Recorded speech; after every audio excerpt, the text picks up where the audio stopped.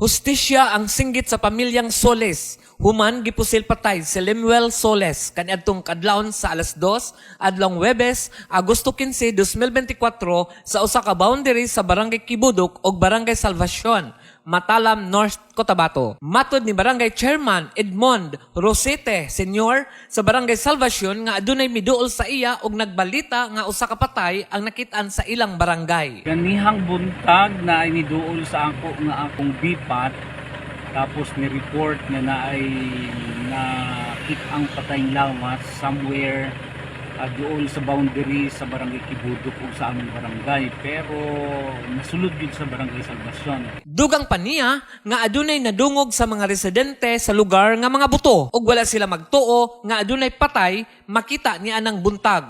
Pero wala sila nagdahom nga naay ipusil ng di ay pagkabuntag na anay nakita ang patayng lawas daplin sa kalsada. Sir, unsa may imong nakita ato nga sitwasyon? Taga diri to siya or dili taga diri?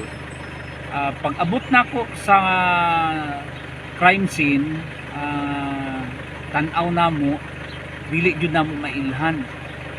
Until niabot ang kapitan sa barangay Kamarahan. Dako usab ang pagkahikurat ni Kapitan Dandan Banga sa maong panghitabo og positibo nga iyang giila ang usa ka patayng lawas nga nakaplagan sa lugar.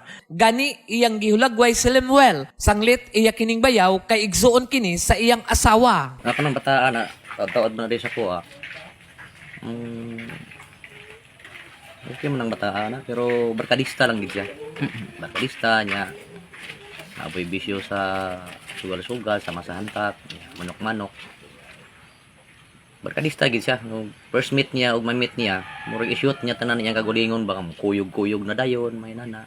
Si Lemuel, usa ka 21 anyos, ulitaw og residente sa Barangay Kamaranhan, President Trujas, North Cotabato. Nadugay na sa kuha diri kay diri man nagtrabaho sa akong silingan, di ra pud layo kay parintig po nako matadiro. Ga ihaw lag baboy ba. Ani si Jack nga malan, ang namatay. Sige na siya paghantak yun. Ya gabi one time na sinabot mi nga adto lumanay. Bato mo lumanay. Kuyog dito kay makita naman sa bangko nga sa bayay ni. Pero mga banda alauna nawala naman siya. Wala ako baluasa sa padulong. Mura ako may istorya siya nga ngambot nganong naabot sa dito. Nagpadayag sa gibati si Edmond E. Rosete Sr., ang barangay chairman sa Barangay Salvacion, mahitungod sa insidente tungod kay unang higayon sukad sa iyang paglingkod isip barangay kapitan sa iyang lugar.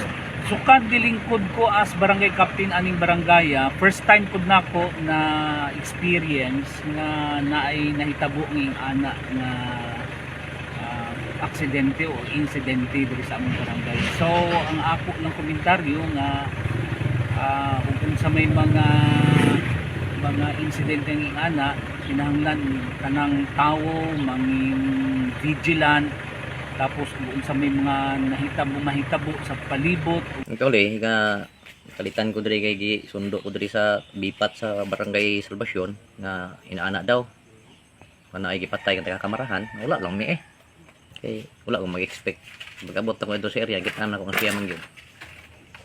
So sige lang kay na may mangyapon tayo mga anggulo sa iyang gigikanan gabi So kuwat lang ta sa development. Dugang ni Kapitan Banga sa nahitabong shooting incident, duha ka klase nganong patyon ang tao, sa personal o politikal. Pero ang iyang pangutana nganong ipaagi sa armas nga kung pwede kaya raman istoryahon. Mo na nga banta, pangitagos di siya nganong may ato siya.